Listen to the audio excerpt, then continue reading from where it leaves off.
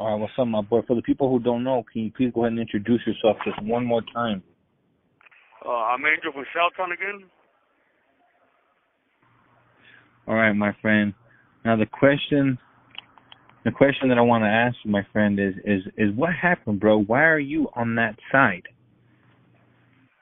Oh, on this side, because of what happened here, this is what it is, man. I was on the other side, and I was fucking, I got an okay to hit through some Morenos, right? And it was all good, except for a while I was happy. Before this shit happened, right, I was part of the team, right? Well, these fools came back to the yard, and we weren't able to do nothing. The only way we were able to hit is if they were involved, right? So to make a long story short like this, man, when Popeye got there, I had a Moreno hitting for me. So Popeye, like, the only reason you're going to be able to hit is through me.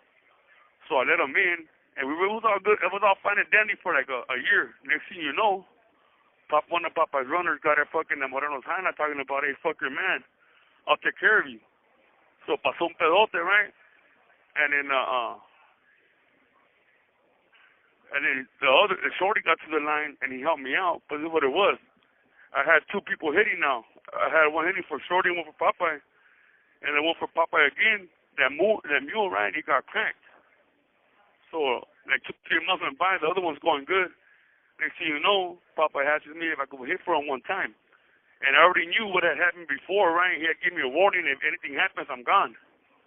So, yeah, I told Shorty, if you can stop this fool, I'm going to hit for him one time. Can I do it? He's like, go ahead. But Papa had told me, don't let my brother know. They were playing that, don't tell him, just do it, you know?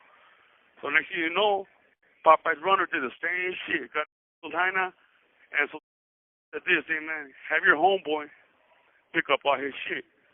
So I went to Sherm and I told him, I said, sorry, whatever your runners did got me in trouble again, so go ahead and pick up your shit. Right? And he's like, nah, man, check this out. If that Moreno don't bring in this shit this weekend, I'm going to charge you 4 pedazos and 2 G's. I'm like, what do you mean? How are you going to charge me when it's your pedo? Like, I don't give a fuck. If you don't have my shit this weekend, you're going to get blasted. So what happened was, he told me this under the yard, and everybody's hearing. So Shorty told me this at Pillman. He's like, check this out. He gave me some shit. He's like, hey, fool, vete. And I ended up leaving, man, you know? Because they were waiting already. So I'm like, I ain't going to pay the price over that shit again, you know? So that's what happened with me. You say you weren't going to pay that price again. What do you mean by that? Did this happen before? The first... Oh, no. The price before it happened to me was... there's another dude... when I was in the feds, right, with Sherm. Right? Remember I was telling you that? Well, he was in the hole. And us people from San Diego, we were on the yard. He wanted to know what's going on in the yard. So what homeboy will do is when we go to the hole, because in the feds, you go to the hole for any little mamada. You go to the hole for pisto, for anything, for a dirty, right? So when I went to the hole, he would ask us questions. And keep in mind, Negro was my side in the yard, and there was like 6 other ones, right? But they told us this: whatever you do, don't go to the back and let that man know shit. And what everybody else do? Go back there and tell him.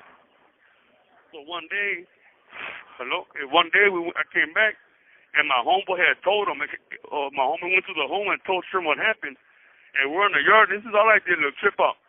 I'm in the yard, me and a couple other homies, and they asked me, they say this, Big Joe and them say, like, hey, man, what's up with these San Diego cats? You guys are nothing but comadres, you know? But what are you talking about? Like, you guys went over there running your mouth again. You know, like, what do you mean? Like, your bitch-ass homeboy just went over there and told Sherm. And all I said was this, what do you want to do, hit him? So for saying that, just for saying that, turning around, I went to the back, and I got mine from him, you know? This call and your telephone number will be monitored and recorded. He said I was backdoor politicking against him. So I wasn't going to go through all that shit again over this, you know, just to please them fools again, you know? So Sherm thought that you were politicking against him? Yeah, against him. Just for saying that, what do you want me to do, hit this fool? That's all I said, you know? And then, this is the cold part, though.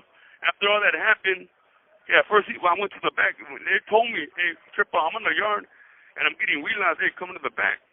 So I told I said, hey, if I'm going to go to the back, Sherm to talk to me. And I put on everything, Tony, I'm like, hey, they're like, nah, hey, if you go to the back, you're going to get hit. I'm like, what? He's like, yeah, they're calling you to the back to hit you. I'm like, what the fuck? And I still went. I'm like, hold on, I'm gonna go. So I got caught with some pistol and I went to the back. And sure enough, it happened, you know? I tried to talk to Sherm, check this out. Sherm, I don't want to hear it. Go to the yard tomorrow. So when I went to the yard, that fool sleeper from 18 was my celly. So he's like, hey, fool, when you go to the yard right now, be careful, you know? So when I went to the yard, I got hit, you know? And then after all that happened, we ran it down, and he asked me what happened, and I told him. So the fool that went over there and told him I was backdoor politicking, he got hit. You know what I'm saying? For lying. How did that happen though? How did it happen that they set you up on the yard? And how were you able to communicate with Sherm and get it resolved and get that dude hit? Oh, the thing that happened is we were on the yard, and some fools just came back from the hole with one times for the carnales on the yard. And the next thing you know, the next day they have a junta on the yard. They call every sureño. They're like, hey, man, what's up with you San Diego bitches? They're like, what do you mean? You guys are nothing but comadres. And me and the homie, like, what do you mean we're comadres? They say, yeah, man, you guys got to go over there and run your mouth to Sherm every fucking time, like some fucking broads. And we're like, man, who said it? They're like, your homeboy Vago. And I'm like, what, you want me to hit him or what? Just to, like, being sarcastic, you know? They're like, you know what? Yeah, you're going to hit him. I'm like, what the fuck? But the homie never came out. So that right there got misconstrued to Sherm's ears, right? And next thing you know, a month later, I'm getting wheelers. They go to the back, come to the back, you know? That's when I told, I think it was Joey. He's like, hey, man, Joey, get this out. Your brother wants me to go to the back. He's like, no, you're not going to go to the back, Angel. If you go to the back, you're going to get hit, you know? So when I went to the back, you know, homie went with me, and he didn't want to talk to me. He's like, shit yourself, fool, just rest your neck. Go to yard tomorrow. And in the hole, it's not like it's state. Over there in the hole, you go to the cages, right? And there's 4 fools with you, you know. So I just got what I had coming, and I patched up whatever, and I went back to the line. And when I went to the line, the fool that went and told him what had happened, he got hit already, you know. And that's when I was able to go again to the hole for another fucking dirty. I went to the hole and Sherm was my neighbor, and when I finally sat down and talked to him, like. You can tell, Sherm, I never said I'll blast this fool. It just got blown out of proportion. You know? It was just like a quick, how do you call that shit? I was just trying to shut these fools up, you know, being sarcastic. And they took it to heart. So because of that, he thought I was backdoor politicking. And how did that conversation go? Did he apologize? Well, he just told me that thing, because he called me big head. Like, you saw Big Head, man, I should have listened to you. Because he already had gone realized about what had happened from other people. It's like this was, all right, I'm going to let you know how this guy is. This guy been in the shoes so long that when he meets somebody new, he don't know how to act, you know. So he's going to take our word for it because he's from back in the days, you know. So if I went over there and told him, Tony's doing this and that on the yard, he's going to believe it. That was his problem. He was young to his new ways, you know. Because now he's having homies come at him left and right. Because when he was in the bay, it was only a little ass pod, you know? So now he has all kinds of fools coming at him, promising him the world, making him broken promises, and he takes everything to heart. You know, so when I finally talked to him, he told me that. Excuse me? I'm sorry to cut you off right there. What do you mean by broken promises? Oh, yeah, like, I'm going to hit for you, don't trip, I got this feria for you, I'm going to hook you up with my tia, bullshit like that, you know? And this is the thing about that man. He don't get high. So he remembers everything you tell him.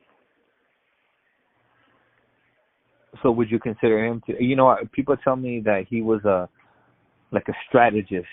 You know, he was a very smart, calculating, premeditating individual. What would you say? He could have wrote The Prince. The Machiavelli, that's him. You know? That fool's real timing on everything. Just like, remember I was telling you we couldn't go to the back and tell him what's going to happen on the yard?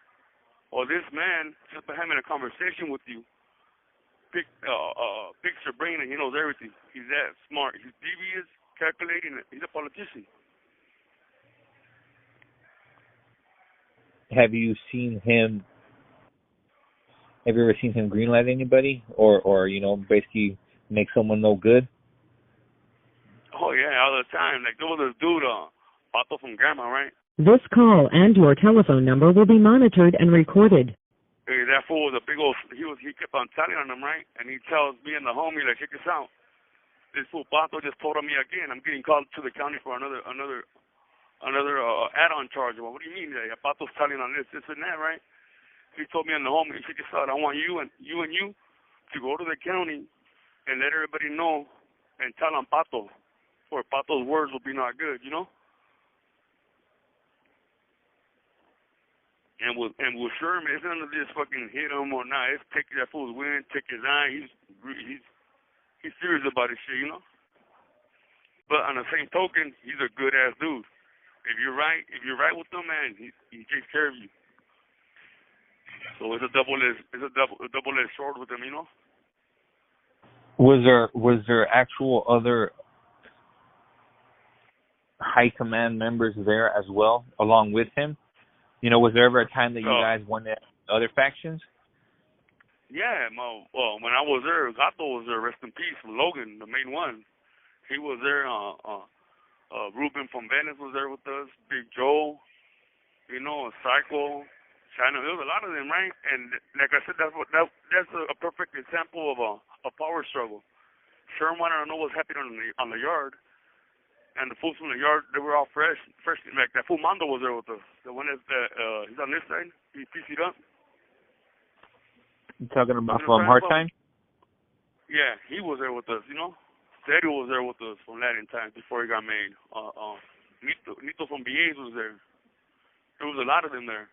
And they all respected him, but he was bumping heads with Joey from San Jose. And that's what everything started over that man, because he was put it this, man.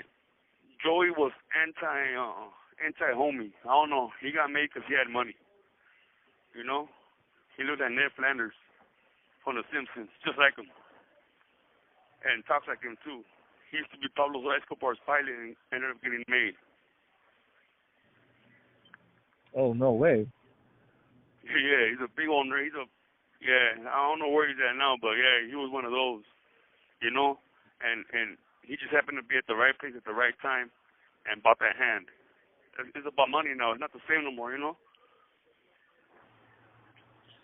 Have you ever been there where, let's just say, and I'm talking about in the Feds, where you guys going at it with like Texas Syndicate or with like the Latin Kings or like something along those lines? We were going at it when I was here in Victorville, right? We were going at it with we were waiting for the syndicates to get there, but basically it was peacetime. It was relaxed, but the only one that we went at it with was the Gabachos one time, you know, and that was weak. You know, I could say that time right there it was soft time, you know, because they were all strung out, you know, doing their own thing. You have 60 seconds remaining.